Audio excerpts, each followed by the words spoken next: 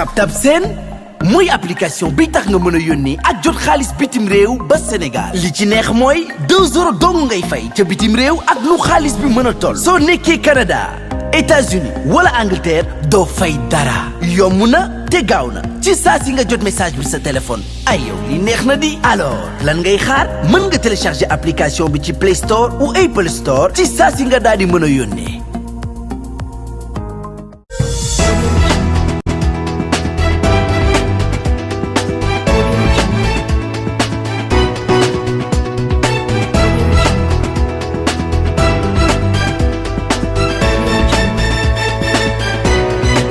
Chers amis internautes, bien le bonjour, ñu dikkaat ak yéen ci seen journal VIP comme nuñ koy defee saa su ne ñu ànd ak yéen rek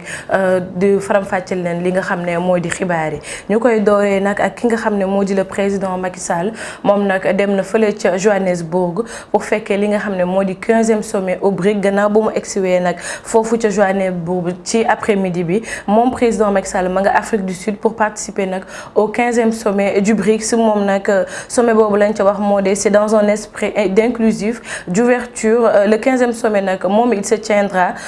une session spéciale de dialogue avec l'Afrique à laquelle assisteront de nombreux chefs de l'État d'Africains. Le chef de l'État aura l'opportunité aussi de participer à cette session avec comme thème les BRICS et l'Afrique, partenariat pour une croissance mutuelle, accélérer un développement durable du multilatéralisme inclusif. Mise en œuvre de réformes sanitaires qui dit Marie-Khemesse Ngom, elle fait le point. Au mois de juin 2023, l'Assemblée nationale avait adopté 3 projets de loi relatifs à l'abrogation des villages de reclassement social et au traitement de la lèpre, aux médicaments, aux autres produits de santé, à la pharmacie, à l'exercice de chirurgie dentaire, amno aussi réforme de l'organisation du MSAS avec la nomination des directeurs régionaux de la santé et des directeurs régionaux des acteurs sociaux. Marie-Khemesse Ndiaye, elle s'est prononcée lors de la réunion d'évaluation et la suivi du plan national de développement sanitaire social du PNDS. Il s'agit de passer en revue les principales actions et activités inscrites dans le déroulement du PNDSS. Nous avons notamment la mise en œuvre de réformes majeures pour l'amélioration continue du système de santé et d'action sociale qui ensemble territoire au pays. Par ailleurs, la ministre, à l'idée de cette rencontre, a fait le point sur les réformes entamées et de dresser la feuille de route pour la mise en œuvre pleine et complète du budget programme au sein de le ministère de la Santé et de l'Action sociale. Cela de venir en conformité avec les lois et les règlements et la redevabilité attendue. Épidémie bu Chikungunya mom nak feulé ci Kédougou ñi ngi xamal né franchir na li di la cap des 100 cas li di APS nak ñoo ñu ko xamal nek ni demb ndax wax nañu né plus de 100 cas positifs de Chikungunya depuis l'apparition de li nga xamné modi premier cas de cette maladie sur son territoire depuis nak début mois août bi ñu duggu mu wax né que APS ñom indiqué nañ que né li di les responsables de service régional de l'éducation et de l'information pour la santé qui di Ismaïla Ndiaye moom mu ngi wax ne en plus de ces cas confirmés am na 370 autres faisant l'objet de suspicion mooy daal am nañ ci xelmat ne ñoom tamit ñi ngi ak doomu jàngoro googu te recensé nañ leen sur le territoire régional. ñu ngi xam ne nag ils ont signalé benn plan de riposte boo xam ne elle a été mise en place par la direction régionale de la santé de Kédougou pour détecter nag et recenser li nga xam ne moo di les cas de Chikungunya ci région boobu noonu. waaye yemuñu ca ñi nga xam ne lii di la région médicale ñom ñi ngi prévoir ay campagne de sensibilisation pour nak yee population wu Kédougou ak l'ensemble du territoire national ci feebaru Chikungunya googu.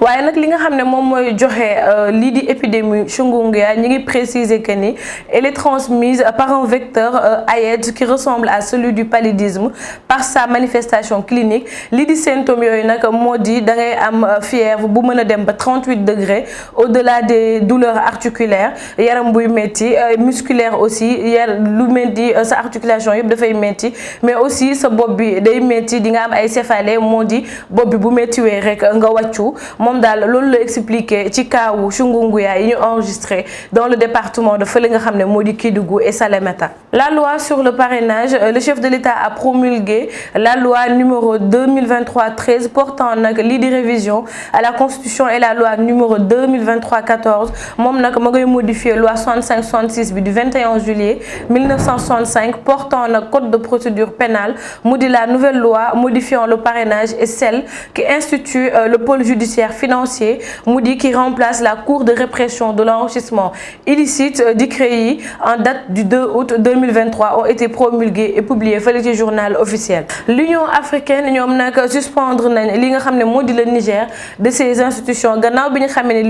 l'Union africaine UA ñoom annoncé nañ ni que ni démb mardi ne suspendre nañ le Niger de ses institutions après le coup d'état ba nga xam ne nag amaloon nañ ko ci dëkk boobee ba jël li nga xam ne moo di nguur gi ci loxoy Mohamed Bazoum ñoom nag affiché nañ une position bu réservée suite à une éventuelle intervention militaire ouest-africaine selon un communiqué nag ba ñu jàllale fële moo di son conseil de paix et de sécurité. Lii di le CPS ñoom li ñu wax ne nañ jël nañ note de la décision de la CEDEAO l'organisation régionale ouest-africaine ñoom ne nañ dinañ déployer une force au Niger et ñi ngi demander ki nga xam ne moo di la commission de l'UEA d'entreprendre une évolution des implications économiques, sociales et sécuritaires d'un tel déploiement loolu daal la expliquer ki nga xam ne moo di le CPS sur le fond de divergence au sein de l'UEA à ce sujet. Famille sénégalaise tuée fële nga xam ne moo di ca Denver lii nag mi ngi daté de février 2021 mu di nag am na lu bees ci affaire boobu noonu dans l'affaire de l'assassinat de la famille Diol des Parcelles Assainies aux États-Unis en 2020 mu nag le juge du tribunal district de Denver moom nag fixé na vendredi dernier li nga xam ne moo di caution bu l'un des accusés nommé Gavin Seymour à 10 millions de dollars soit plus de 6 milliards de francs CFA loolu daal la ñu l'observateur rapporté muy wax nag Seymour âgé de 19 ans a fait face aux 5 chefs de meurtre au premier degré après délibération de 5 chefs de meurtre criminels, plusieurs chefs de tentative de meurtre, complot en lien avec l'incendie meurtrier, loolu daal la indiqué le journal. Pour rappel nag, le 5 août 2020, une famille originaire du Sénégal ñoom daal dañoo périr dans un incendie fële ci seen kër dans la ville de Denver. On croyait que ne nag incendie bi c'était un incendie accidentel, mais quelques jours après les faits, la police de Denver a expliqué qu'il s'agissait d'un acte de crime volontaire. Ci ginnaaw noonu nag ci la police publié lii di ay photos montrant 3 hommes cagoulés sortant de foofu nga xam ne moo di ca kër googee ñoom lañ soupçonné woon ni ñoo déclenché incendie boobu ayant provoqué la mort de ki nga xam ne moo di Djibril Dial 29 ans, Adja Diol 23 ans et leur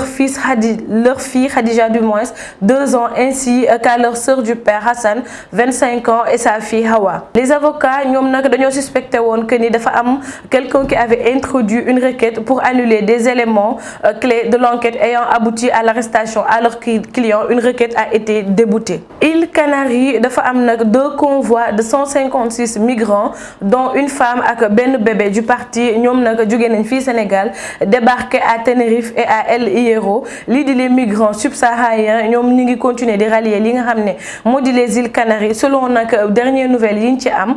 une première embarcation jóge fii Sénégal egsi na foofu nekk ni démb ci suba à l'île d'Hierro. Elle avait à son bord nag lu tolloog 88 personnes dont benn jigéen ak ab bébé mu di nag loolu di gaal boobu fañ ko gisoon moo di par un bateau de pêche près de l'île d'El Fierro avant d'être escorté par li nga xam ne moo di le navire Salvanor Adara jusqu'au port de la Restinga. waaye ñu ngi xamal ne am na beneen convoi bu tolloog 68 personnes bu jóge fii Sénégal. Elle a été également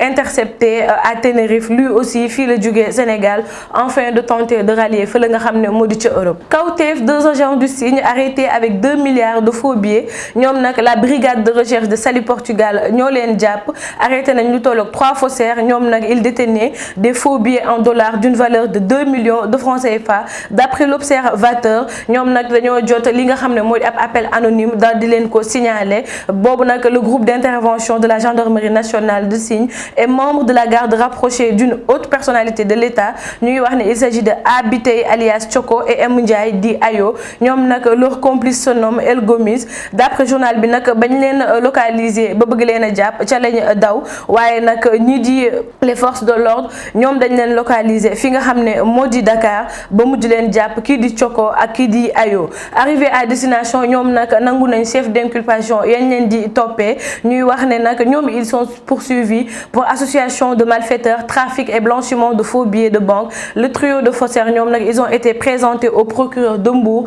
pour li nga xam ne moo di une première fois nekk ni démb ci mardi et l'observateur mi ngi renseigné qu'ils ont bénéficié d'un retour au parquet. Grève de la faim de Ousmane Sonko gannaaw bi nga xamee nag waa Yewwi Askan Wi kii di Sëñ Mountakha recevoir na leen ci ab audience à huis clos ku ci mel ni Habib Sy Aïda Mbodj ñoom nag waxuñu li nga xam ne moom la leen Sëñ Mountakha wax carrément devant la presse waaye daal li ñu xam ne di daal moo di Sëñ Mountakha jox na leen li nga xam ne moo di tàndarma ne leen nag buñ demee nañ ko jox kii di Ousmane Sonko mu arrêté lii di grève de la faim boobu waaye yemuñu ci ndax nee nañ nag kii di Sëñ Mountakha nee na leen moom mi ngi activé wu pour trouver li nga xam ne moo di ab solution pour nag génne Ousmane Sonko fële mu nekk. nga xam ne nag ñoom quand nous sommes venus parler avec le khalife pour essayer de voir avec lui quelles sont les possibilités de solution, il nous a fait comprendre avec preuve à l'appui qu'avant même notre arrivée il était déjà au-dessus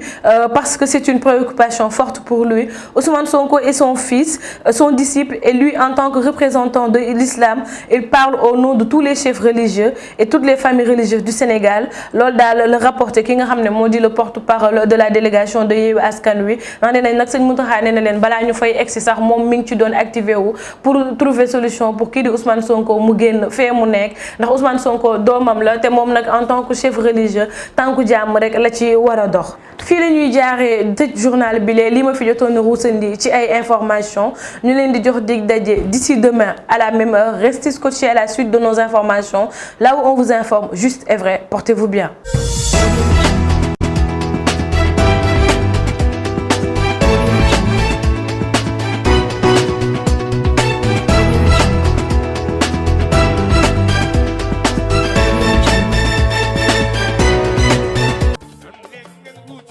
Hello guys, une bonne nouvelle avec TapTapSend, une nouvelle application sûre et rapide. Envoyez de l'argent partout à travers le monde, que ce soit l'Europe ou les États-Unis, avec TapTapSend. Utilisez le code promo TANGE26 et gagnez 10 € sur chaque transfert. Téléchargez l'application sur Apple Store ou Play Store. Avec TapTapSend, tout est révolu.